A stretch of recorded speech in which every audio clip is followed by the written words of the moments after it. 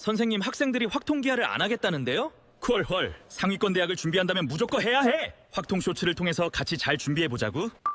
네, 따라오시면 합격합니다. FM 수련노설의 신재호입니다. 이번 주 확통 쇼츠의 주제는 이산 확률 분포와 이항 분포입니다.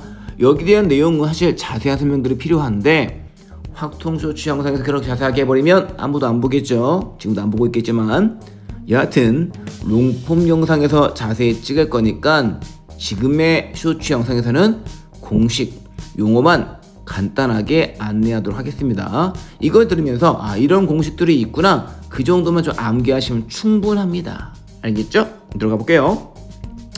용어 설명이야. 확률 변수 또 분포란 무엇일까요? 이런 내용이야. 이게 뭐야? 이해가 안 돼. 일단 읽어봐 친구들이.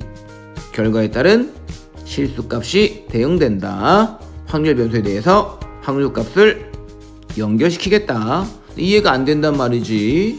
근데 하나 예만 들면 완벽히 이해할 수 있어. 예를 들어보자.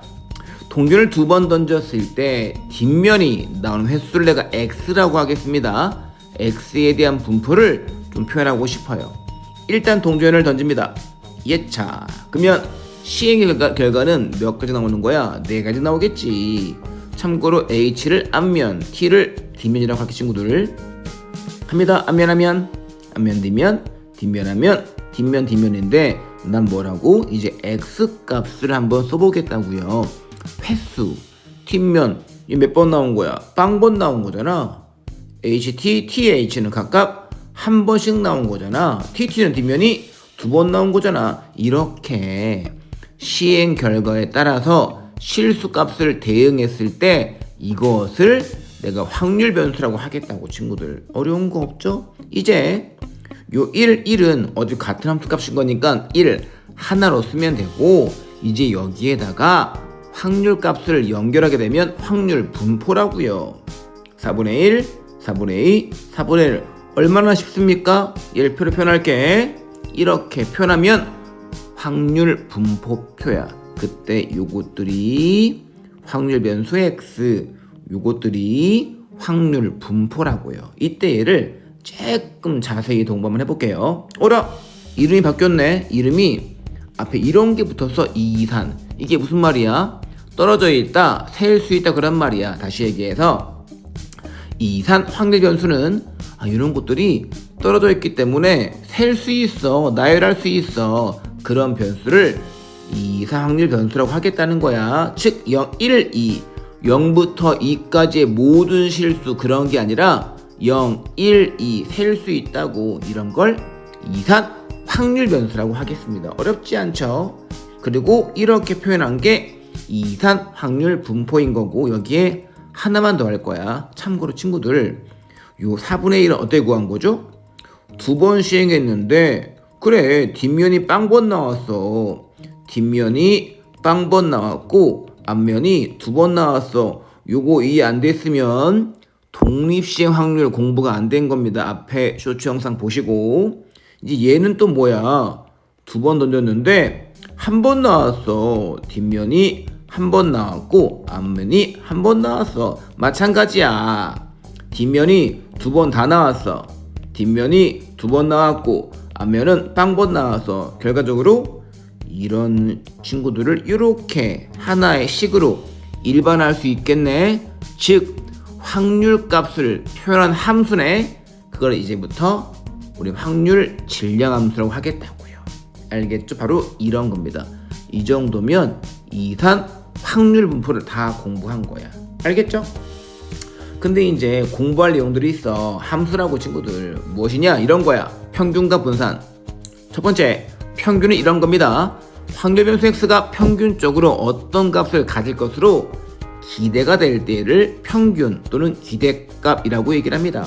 우린 수식으로 이렇게 표현할 것이고 친구들. 근데 공식은 암기해야 돼. 이제부터 EX 평균 기대값 공식은요, 확률 변수에 대응하는 확률 값을 곱한 다음에 싹 다 더하면 이게 이제부터 평균 기대값 공식이야. 암기해야 돼. 알겠죠?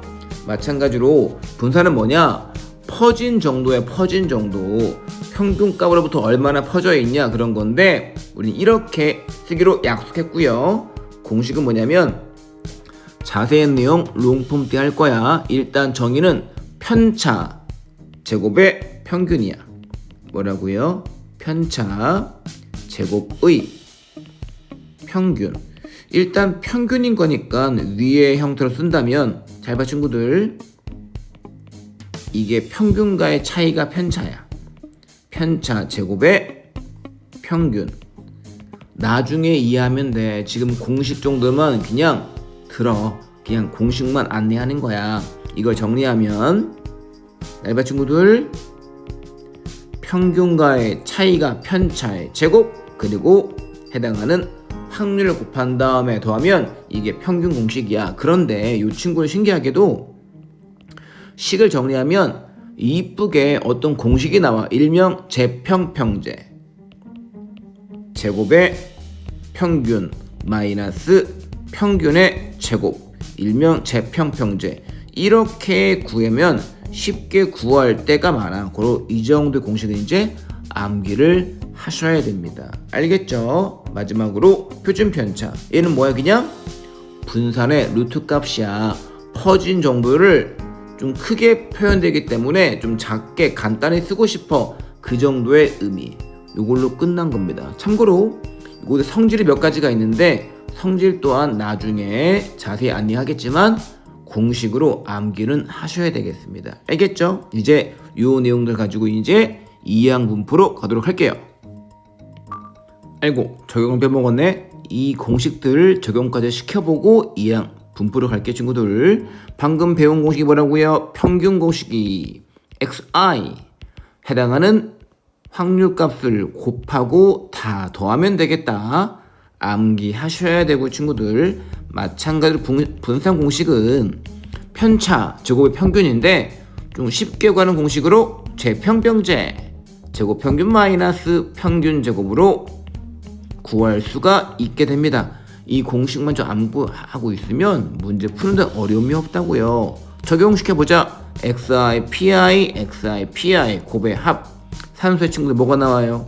어렵지 않게 1인 거 확인할 수 있고 친구들, 마찬가지로 분산은 일단 변수를 제곱해. 그 다음 평균을 구해. 그럼 싹 다 곱해버리면 얘 0 나오겠지. 얘 뭐 나와 친구들? 2분의 1이죠. 얘는 1이야.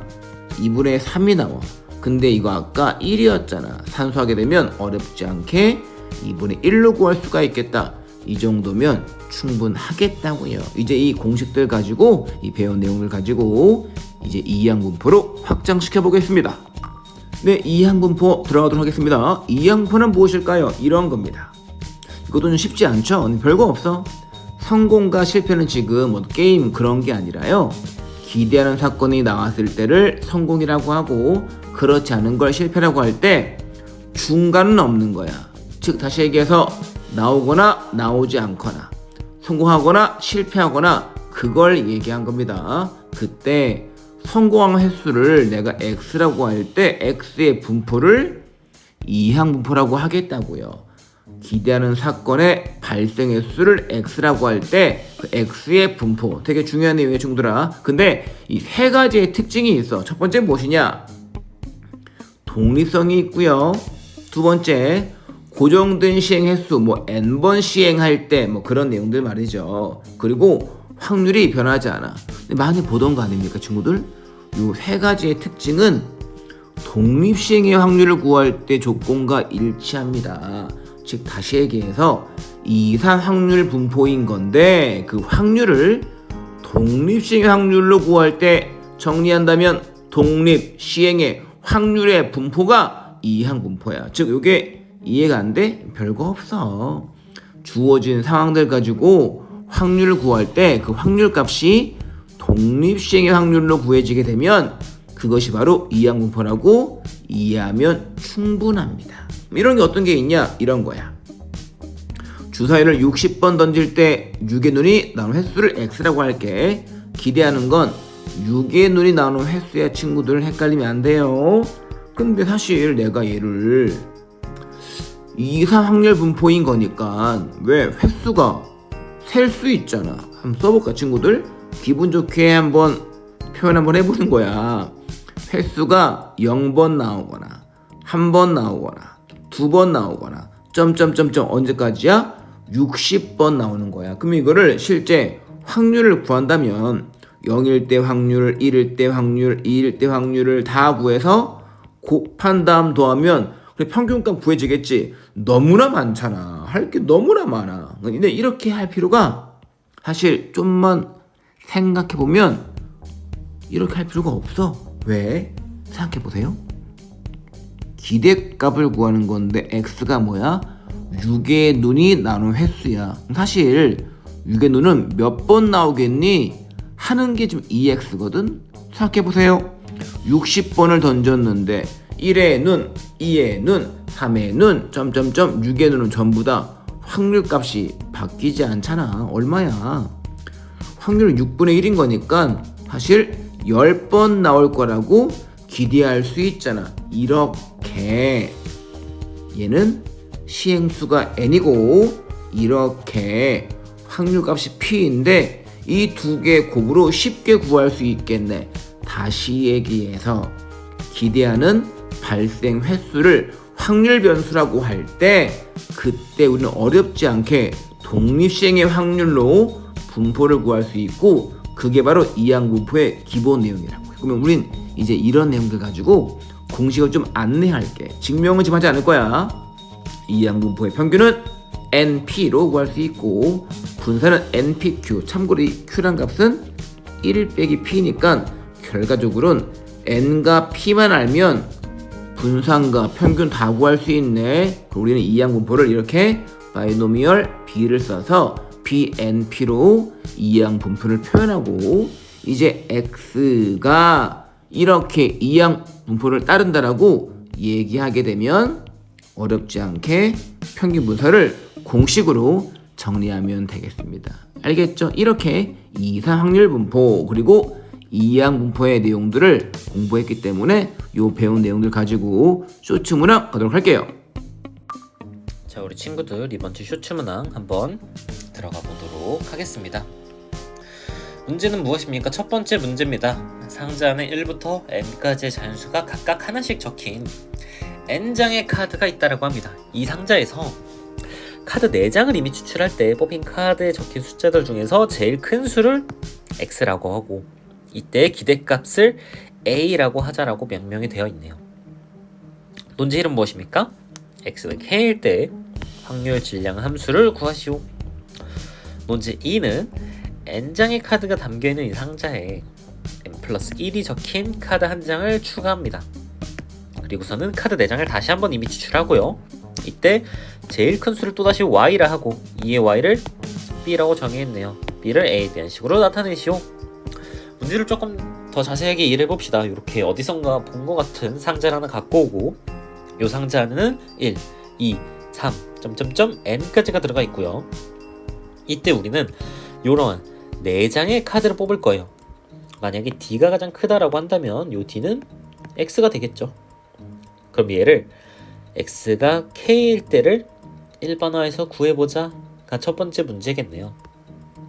두 번째 문제는 뭘까요? 똑같이 상자를 가져왔는데 이 상자는 다른 상자예요. 왜냐면 N까지가 아니라 N 플러스 1까지 들어있으니까요. 똑같이 4장의 카드를 뽑고요. 얘가 가장 크다라고 하면은 Y라고 할 때 이번에는 일반화가 아니라 2의 Y를 구해서 얘는 B라고 명명이 되어 있을 테니까 2의 X는 앞에 확률 질량 함수식을 통해서 쉽게 구할 수 있을 것이고 얘는 A로 명명이 되어 있으니 얘를 B를 A에 대한 식으로 나타내보자. 이런 게 문제가 되겠네요. 그래서 첫 번째 문제입니다. 확률 질량 함수를 구하시오. 일단은 X가 K의 확률을 어떻게 구해야 될까요? 일단 먼저 K가 반드시 뽑혀야겠죠. 4장의 카드를 뽑는다 하였으니 이렇게 3장의 카드가 더 있을 건데 이 남는 3장을 뽑는 경우에서는 어떻게 될까요?